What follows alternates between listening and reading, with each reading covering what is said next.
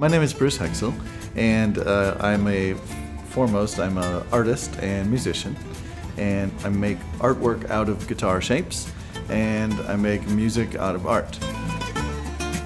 I started drawing at a very young age, pre-kindergarten, at nonstop. Drawing first every football helmet in the league type of stuff, but was always with pen in hand and drawing all the time. And so all the way through even junior high and high school, I took art classes constantly, and so I was doing real in-depth study on a personal level with painting.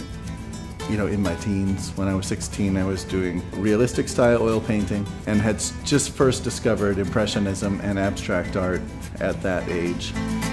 I did such intense study for a long time when I was growing up, so I was used to different techniques, but I didn't know what to paint, and so we started a number of years ago doing an instrumental project, and my wife at one point had drawn a drawing that was a guitar that looked like it was staring off into the sunset, and it was anthropomorphic. It seemed like it was a being, and I was struck by that. And so I started playing around, and then I found this idea that I could use it as a structure. And so then I started using a black line structure of making guitar landscapes and then being able to do Impressionism and Expressionism within it. So every single curve is meant to be guitar shaped, and I take liberties with it, but I feel like by symbolizing the guitars, you're saying, look at this first as music, turn your mind on to music, and then think about this place, and then just think about the Impressionism, and then just think about the color. I think it's true of all art. When you see it in person,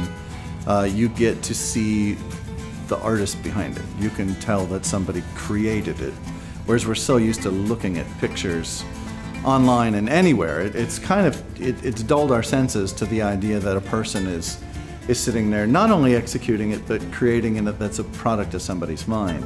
And these pieces, for instance, I use a whole bunch of gold and metallic paints, and there's a lot of really reflective surfaces and really huge texture that does something real different. It's kind of like it's a cassette versus a high-definition audio file. You can't feel it, but with these you can feel the texture and you can see it, and so you get the idea that there's a real sculptural almost mentality behind creating it. We have a number of websites. Number one is Guitarra.com, and that has music from our 4 Terra Guitarra albums, and it has most of the pieces, and if they're not up, they're getting there. And that also connects to our Patchouli website, which is another group that we have, which is where we're doing folk singing. And so we have a whole lot of things going on and a whole lot of irons in the fire, so to speak. But you can catch us all over the Midwest and all over this area all the time. We're probably in Chicago at least every other week, performing somewhere, and usually they're free events. We try to make it where we're in a family situation and we're incorporating the art and the music.